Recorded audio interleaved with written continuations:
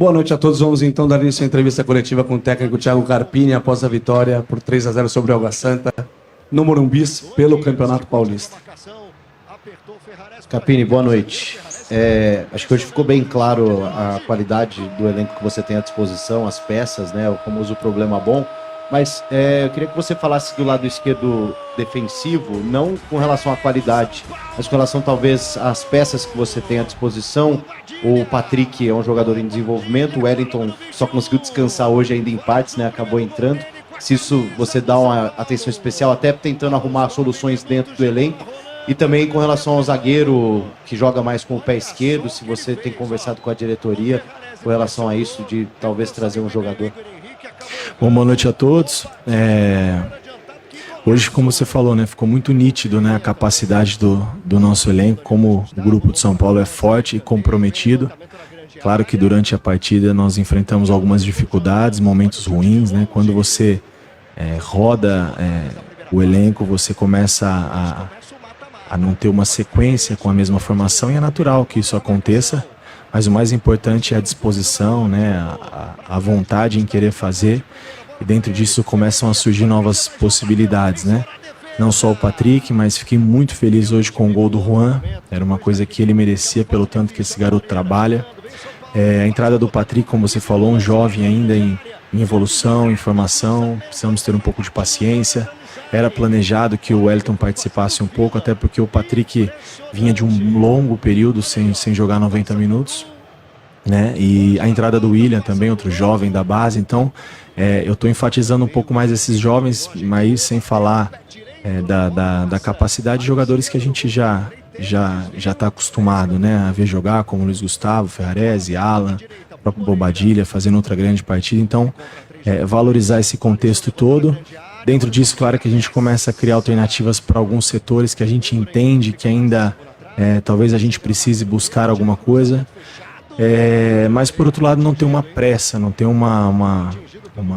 não que não seja uma necessidade, né? Mas hoje para estar no nosso grupo, acho que a escolha tem que ser bem assertiva, né? Nós temos um grupo muito qualificado, acho que buscar alguns reforços para suprir essas perdas que nós tivemos do ano anterior para esse ano, tem que ser uma coisa muito bem pensada. Então, a gente tem discutido sim isso diariamente, mas como eu falei, com calma, precavido, buscando o máximo de informações, tentando minimizar o erro.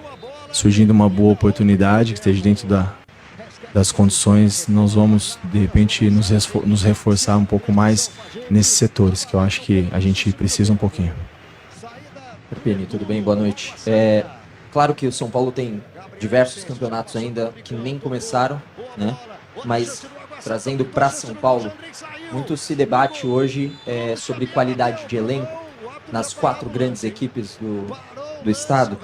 E talvez hoje a avaliação é de que quem olha para o banco, os técnicos que olham para o banco e se sentem mais confortáveis de opções, tanto de não mudar a característica, de opções de qualidade técnica também, é o São Paulo. Talvez o São Paulo seja o que tenha o melhor elenco num geral, não necessariamente os melhores 11, mas aí é uma questão de avaliação. Queria saber como é que você vê isso, exatamente já pegando esse gancho que você falou, sobre não ter pressa para trazer as reposições. Se é dessa forma que você você vê, se você olha para o banco e se sente extremamente confortável com as opções que tem, não só pensando na partida de hoje, deixando isso de lado, mas no geral.